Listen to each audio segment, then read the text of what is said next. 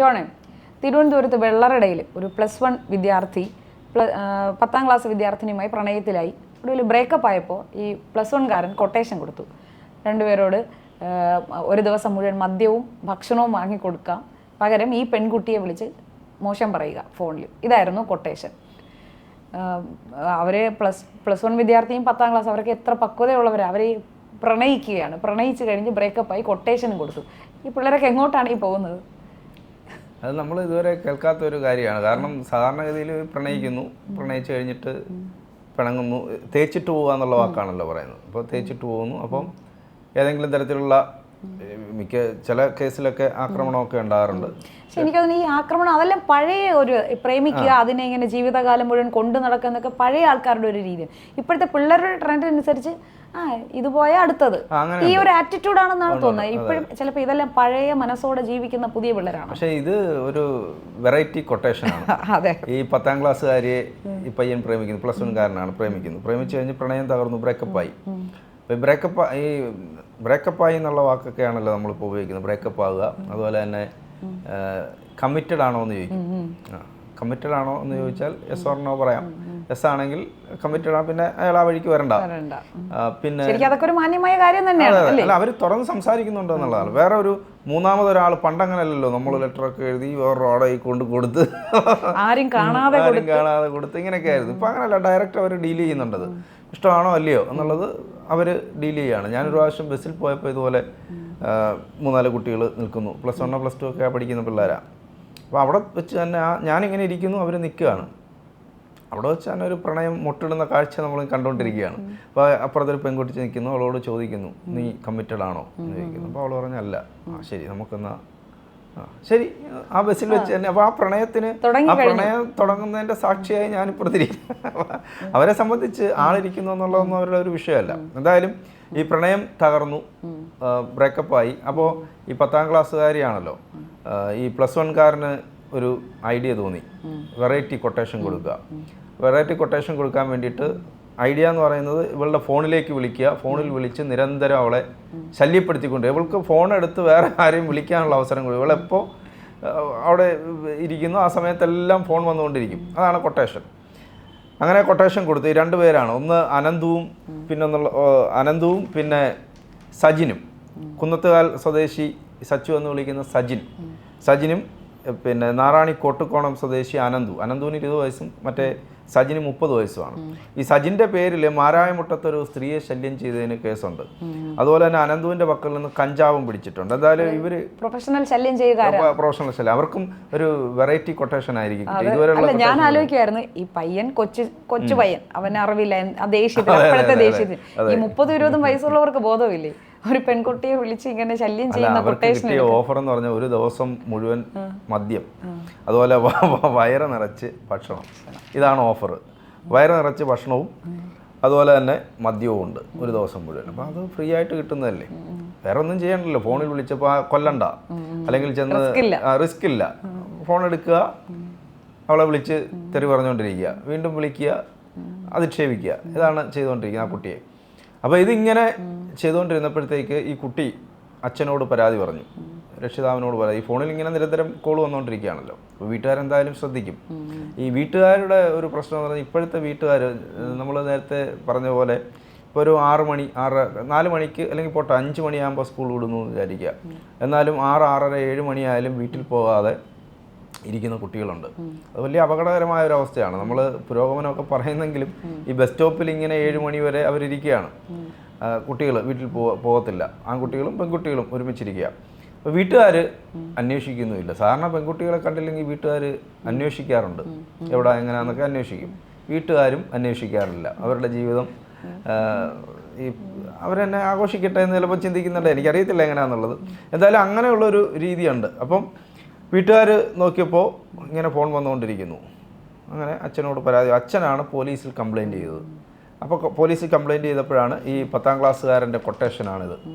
10ാം ക്ലാസ്സുകാരൻ്റെ ലോകത്ത് എനിക്ക് തോന്നുന്നു ഇതുവരെ അങ്ങനെ ഒരു കൊട്ടേഷൻ ആരും ചെയ്തിട്ടുണ്ടാവില്ല. പ്രണയം തകർന്നു പോയി എന്നുള്ളത്. പ്രണയം തേച്ചിട്ട് പോവുക, ബ്രേക്കപ്പ് പെൺകുട്ടിക്ക് വേണ്ട. അപ്പോൾ ഈ പയ്യൻ്റെ ഇങ്ങനെയുള്ള ചില സ്വഭാവ രീതികൾ വെച്ചിട്ടായിരിക്കും ഒരുപക്ഷെ ബ്രേക്കപ്പ് ആയത്. അല്ല, അവനും കൊട്ടേഷൻ ഏറ്റവും വിചാരിക്കുന്നത് എന്തായിരിക്കും എന്ന് അറിയാം. ഈ പെൺകുട്ടി എന്തായാലും ഇത് വീട്ടിൽ പറയില്ല. കാരണം പറയുമ്പോൾ പ്രേമിച്ച കാര്യം പറയണമല്ലോ. പറയണം.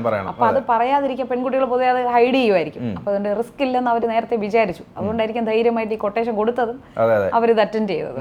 പക്ഷെ അവിടെയാണ് പാളിപ്പോയത്. അതെ. ഈ പലപ്പോഴും ഈ ഫോണ് ഒരു വലിയ വില്ലനാണ്. ഈ മാതാപിതാക്കളുടെ ഫോണായാലും ഈ പത്തനംതിട്ടയിൽ തന്നെ ഒരു കുട്ടി 60 പേരോ 65 പേരോ ആ കുട്ടിയെ പീഡിപ്പിച്ചു. ഒരു കേസ് പത്തനംതിട്ടയിലുണ്ടായി. അപ്പോൾ ആ കുട്ടിയുടെ അച്ഛൻ്റെ ഫോണിലേക്കാണ് ആളുകൾ, അച്ഛൻ്റെ നമ്പറാണ്, അച്ഛൻ്റെ ഫോണിലേക്കാണ് ഈ കോളുകളെല്ലാം വന്നുകൊണ്ടിരുന്നത്. മെസ്സേജ് വരുന്നതും വിളിക്കുന്നതും എല്ലാം അച്ഛൻ്റെ ഫോണിലേക്കാണ്. പിന്നെ നമ്മൾ തന്നെ നമ്മുടെ ഒരു ഈ കോവിഡ് സമയം വന്നപ്പോൾ അതുവരെ നമ്മൾ പോയി ക്ലാസ് എടുത്തുകൊണ്ടിരുന്നത് മൊബൈൽ ഫോണിൻ്റെ ദുരുപയോഗം. മൊബൈൽ ഫോൺ എങ്ങനെ കുട്ടികളെ നശിപ്പിക്കുന്നു, കൊടുക്കില്ല എന്ന് പറഞ്ഞു. പക്ഷേ ഈ കോവിഡ് സമയമായപ്പോഴത്തേക്ക് ഓൺലൈൻ ക്ലാസ് എന്ന് വന്നപ്പോൾ നമ്മൾ ഫോൺ സൗജന്യമായിട്ട് വരെ കൊടുക്കാൻ തുടങ്ങി. അപ്പോൾ അത് കുട്ടികൾക്ക് ഇപ്പോൾ കുട്ടികൾക്ക് സ്വന്തമായി ഫോണുണ്ട്. അന്ന് കിട്ടിയ ഫോൺ പിന്നെ അത് കംപ്ലൈൻ്റ് ആയാൽ പുതിയൊരു ഫോൺ വാങ്ങിച്ചു കൊടുക്കും. പിന്നെ ഗ്രൂപ്പുകൾ, വാട്സപ്പ് ഗ്രൂപ്പുകൾ, ഇപ്പോൾ സ്കൂളിലെ എന്തെങ്കിലും വിശേഷം നമ്മൾ അറിയണമെങ്കിൽ എല്ലാ ക്ലാസ്സിൻ്റെ ഗ്രൂപ്പുണ്ട്, സ്കൂളിൻ്റെ ഗ്രൂപ്പുണ്ട്, ട്യൂഷന് പോയാൽ അവർക്ക് ഗ്രൂപ്പുണ്ട്. ഇതെല്ലാം വാട്സപ്പ് മെസ്സേജ് ഉണ്ട്. അപ്പോൾ വാട്സപ്പ് ഗ്രൂപ്പുകളുണ്ട്. അപ്പോൾ ഈ ഫോൺ കുട്ടികളുടെ കയ്യിൽ കിട്ടിയപ്പോഴത്തേക്ക് അത് മാത്രമല്ല ഇൻസ്റ്റാഗ്രാമുണ്ട്. ഇൻസ്റ്റാഗ്രാമാണ് ഏറ്റവും വലിയ അപകടം. വീട്ടുകാർക്ക് കൺട്രോൾ ചെയ്യാൻ പറ്റാത്ത ഒരു സാധനം. വാട്സപ്പ് ആണെങ്കിലും ഫേസ്ബുക്ക്, പിന്നെ ഈ പുതിയ കുട്ടികൾക്ക് ഫേസ്ബുക്കിനോട് വലിയ താല്പര്യമൊന്നുമില്ല. ഈ അമ്മാവമുക്ക് ആയതുകൊണ്ട് അവർക്ക് അതിനോട് വലിയ താല്പര്യം. അമ്മാവന്മാരെല്ലാം ഇപ്പൊ ഇൻസ്റ്റയിലും ചില കമന്റുകൾ ഇവരോട് ആരാ പറഞ്ഞു കൊടുത്തത് ഇവിടെ ഇൻസ്റ്റ എന്ന് പറഞ്ഞൊരു സാധനം ഉള്ളത്. അല്ല, ചില സാധനങ്ങളൊക്കെ വരുമ്പോൾ ഇവരെന്ന് ഈ അമ്മാവന്മാരെല്ലാം കൂട്ടത്തോടെ എന്ന് കമന്റ് ചെയ്യും. ഈ നെഗറ്റീവ് കമന്റുമായി വരുന്നത് വലിയൊരു ശതമാനം ആ ഒരു ഏജിലുള്ള ആളുകളാണ്. അപ്പോൾ ചെറുപ്പക്കാരുടെ ഇടമാണല്ലോ ഇൻസ്റ്റ. അപ്പോൾ ഞാനൊരിക്കൽ വന്നപ്പോൾ 2 പെൺപിള്ളേർ സംസാരിക്കുന്നത് അങ്ങനെയാണ്, ഫേസ്ബുക്ക് എനിക്ക് ഇഷ്ടമല്ലടി, എനിക്ക് ഇൻസ്റ്റയാണ് ഇഷ്ടം, ഫേസ്ബുക്ക് എന്തൊരു ബോറാ എന്ന് പറഞ്ഞ് അവർ സംസാരിക്കുന്നു. അപ്പോൾ ഇൻസ്റ്റയിലെ ഒരു പ്രത്യേകത, നിങ്ങൾക്ക് എത്ര ഐഡിയ വേണമെങ്കിലും ഉണ്ടാക്കാം, ഇത് ഹൈഡ് ചെയ്യാം, ആവശ്യമുള്ളപ്പം മാത്രം നമുക്ക് എടുത്താൽ മതി, അല്ലാത്തപ്പം വീട്ടുകാരിത് അറിയത്തില്ല. അപ്പോൾ ഇൻസ്റ്റയിൽ നിന്ന് പല റീലൊക്കെ ചെയ്യുന്ന ആളുകളൊക്കെ ഉണ്ടല്ലോ, അവരെ കണ്ട് ആരാധന തോന്നുന്നു. അതൊന്നും നേരെ ചൊവ്വയുള്ള ആളുകളായിരിക്കത്തില്ല. പിന്നെ പല ഗ്രൂപ്പുകളുണ്ട്, നമുക്കൊന്നും ചിന്തിക്കാൻ പറ്റാത്ത അത്ര നിലവാരത്തിൽ നിലവാര തകർച്ചയുള്ള ഗ്രൂപ്പുകളാണ് ഉണ്ട്. അതിനകത്ത് ഒരുപാട് ഈ എന്താ കൺട്രോൾ ഇല്ലാത്ത, നിയന്ത്രണങ്ങളില്ലാത്ത ഒരിടമാണ് ഇൻസ്റ്റ. അവിടെ എന്തും ഓടും. അതാണ് ഇൻസ്റ്റയുടെ പ്രത്യേകത. ഫേസ്ബുക്കിലൊക്കെ ഒരു ലിമിറ്റേഷനുണ്ട്. വാട്സപ്പ് നമുക്കറിയാവുന്ന ആളുകളൊക്കെ ആയിരിക്കുമല്ലോ അതിനകത്ത് വരുന്നത്, നമ്മുടെ കോൺടാക്ട്സിലുള്ള, അല്ലെങ്കിൽ നമുക്ക് പെട്ടെന്ന് കണ്ടുപിടിക്കുകയൊക്കെ ചെയ്യാം. പക്ഷേ ഇൻസ്റ്റ വലിയ കുഴപ്പം ചെയ്യും. അപ്പോൾ ഇൻസ്റ്റ വഴി പരിചയപ്പെടുന്ന ഒരുപാട് പീഡനങ്ങളോ അല്ലെങ്കിൽ കുട്ടികൾ വീട് വിട്ട് കാമുകൻ്റെ കൂടെ പോകുന്ന, അതെല്ലാം പ്രായപൂർത്തിയാകാത്ത കുട്ടികളാണ്, എല്ലാം പോക്സോ കേസുകാരാണ്. ഇവർ പോകുന്നത് ഇൻസ്റ്റ വഴി പരിചയം വെച്ചിട്ടാണ്. ജോൺ എങ്ങാനും ഇത് ചോദ്യം ചെയ്യാൻ എന്തെങ്കിലും പോയാൽ ജോൺ സദാചാര പോലീസാവും. നമ്മളതൊന്നും ചോദ്യം ചെയ്യാൻ പോകത്തില്ല. അതുകൊണ്ട് നമ്മൾ നമ്മുടെ കാര്യം നോക്കി.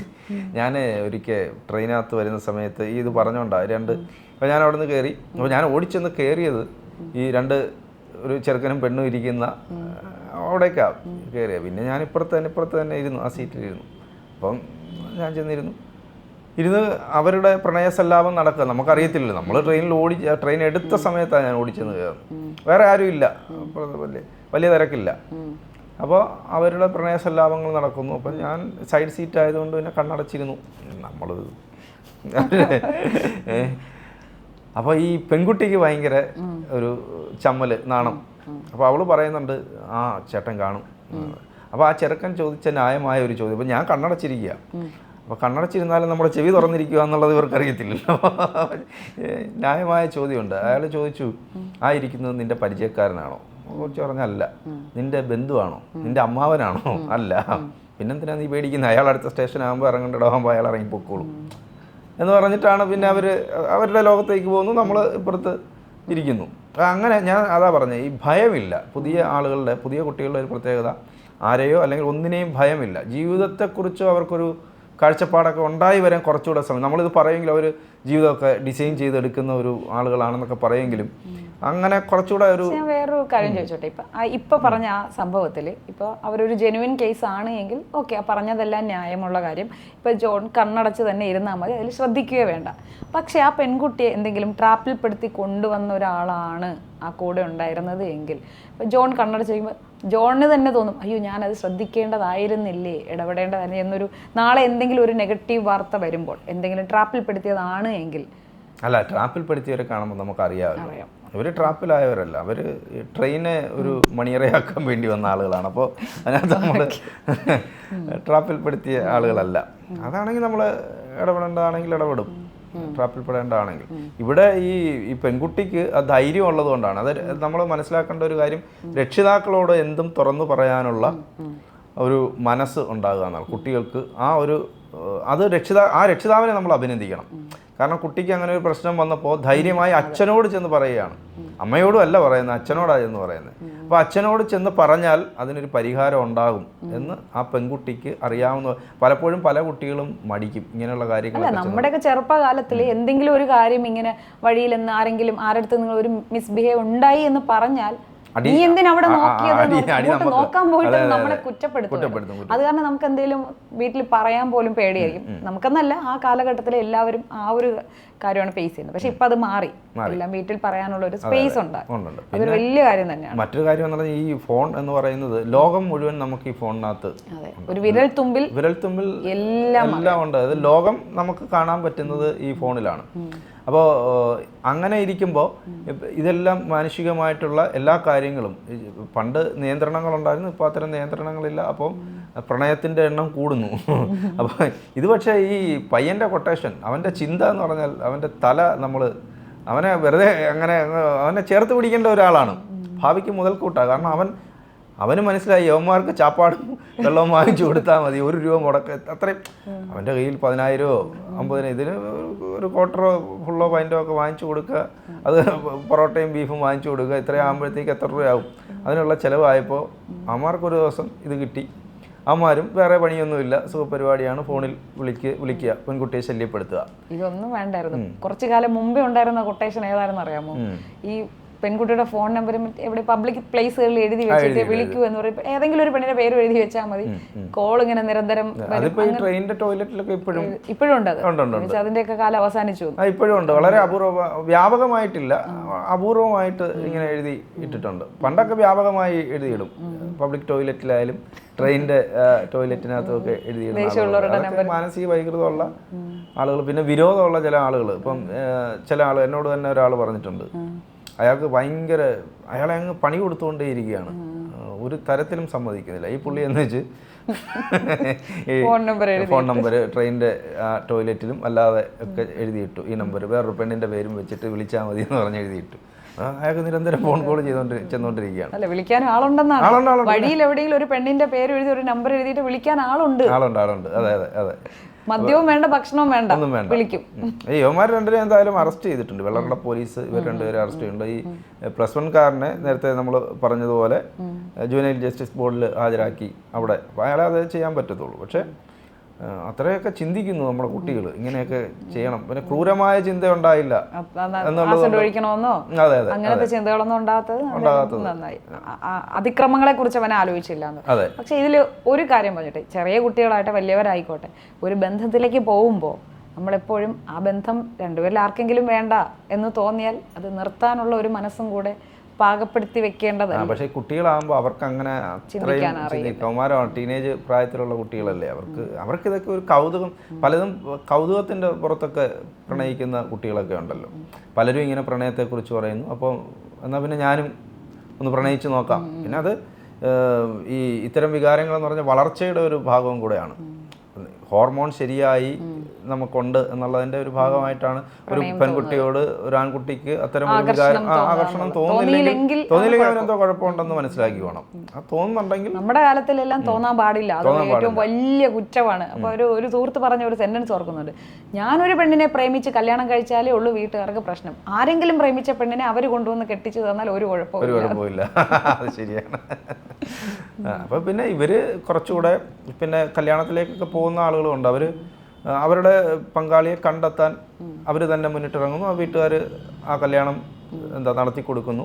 പഴയതുപോലല്ല, പണ്ട് നമ്മൾ ഈ പറഞ്ഞ പോലെയൊക്കെ സംഭവിക്കും. ഇപ്പം അങ്ങനെയല്ല. കുട്ടികൾ കുറച്ചുകൂടെ സ്വാതന്ത്ര്യം ആസ്വദിക്കുന്ന, അല്ലെങ്കിൽ സ്വാതന്ത്ര്യം അനുഭവിക്കുന്ന, അത്രയും ഫ്രീഡം അനുഭവിക്കുന്ന ഒരു തലമുറയാണ് അവർ. അതിൻ്റെതായ കുഴപ്പങ്ങളും ഉണ്ട്, അതിൻ്റെതായ ഈ കുഴപ്പമൊക്കെ എല്ലാത്തിലും ഉണ്ട്. പക്ഷേ ഞാനീ പറഞ്ഞത് ഭയമില്ലായ്മയാണ് അതിൻ്റെ ബേസിക് പ്രോബ്ലം. ഭയമില്ല, ആരെയും ഭയമില്ല, ഒന്നിനെയും ഭയമില്ല. ഇപ്പോൾ പണ്ടൊക്കെ പറയത്തില്ല അച്ഛൻ അവിടെ ഇരിക്കുമ്പോൾ നമ്മൾ ആ ഒരു ബഹുമാനം ആ ഒരു തലമുറ അതിപ്പോൾ മാറിയല്ലോ. വളരെ ഫ്രണ്ട്ലി ആയിട്ട് ഇപ്പോൾ അച്ഛൻ ഇരുന്നാലും ആ കസേരയിൽ നിന്ന് മോൻ എഴുന്നേറ്റ് കൊടുക്കത്തില്ല. അച്ഛൻ തറയിലിരിക്കും, മോൻ കസേരയിരിക്കും. അപ്പം അതിനെ പക്ഷേ അത് ആ രീതിയിൽ കാണുന്ന ആളുകളുണ്ട്. അത് അച്ഛനിപ്പോൾ ഇപ്പോഴത്തെ അച്ഛന്മാർക്ക് അതൊന്നും ഒരു പ്രശ്നമല്ല, കൂട്ടുകാരെ പോലെയാണ്. അപ്പോൾ അവിടെയും ഈ അമ്മാവൻ മുക്കിലുള്ള ആളുകൾക്കാണ് ഇത് കാണുമ്പോൾ അവർ നേരെ ചെന്നിട്ട് ഇങ്ങനെയൊക്കെ ചെയ്യാൻ പാടുണ്ടോ എന്ന് ചോദിക്കും. പക്ഷേ ചില കാര്യങ്ങളിലൊക്കെ നമ്മൾ കുറച്ചുകൂടെ മിതത്വം പാലിക്കുകയൊക്കെ വേണം. അല്ലെങ്കിൽ അവനവൻ്റെ ജീവിതത്തിന് കുഴപ്പമുണ്ടാകുന്ന തരത്തിലേക്ക് ഇതിപ്പോൾ തന്നെ ഈ പയ്യൻ വേറെ ഏതെങ്കിലും തരത്തിൽ ചിന്തിച്ചിരുന്നെങ്കിൽ അവൻ്റെ ഭാവി ഇല്ലാതായി പോകത്തില്ലേ. അവന് വേറെ തോന്നുകയാണ് വേറെ എന്തെങ്കിലും ചെയ്യാം എന്ന് തോന്നുകയാണെങ്കിൽ അവൻ്റെ ഭാവി ഇല്ലാതായി പോകും. ഇതിപ്പോൾ ഇവൻ അങ്ങനെ ഒരു സരസനായ പ്രതിഭാശാലിയാണ് അവൻ. ശരി.